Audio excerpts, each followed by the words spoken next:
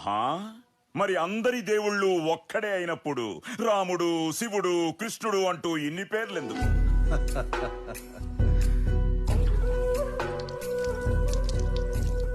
ఇవేవిటి?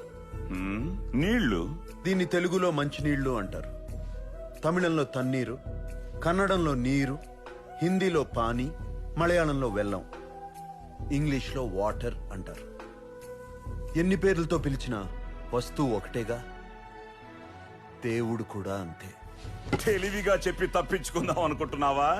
ఇప్పుడు నేను అడిగే ప్రశ్నలకి సూటిగా సమాధానం చెప్పు. గాలి కన్నా వేగమైంది ఏమిటి? మనసు. మనసు కన్నా వేగమైంది ఆలోచన. జ్ఞానం ఉన్న జంతువు పేరేమిటి? మనిషి. మనిషికి ఉండకూడదు అహంకారం. ఉండాల్సింది మమకారం. దుఃఖానికి కారణం కోరిక. మనిషి ఏ దానాన్ని నిలబెట్టుకోవాలి? వాగ్దానం. మనిషి సుఖంగా ఉండేది ఎప్పుడు? మరణించాక. నమ్మకం కలగడం లేదా?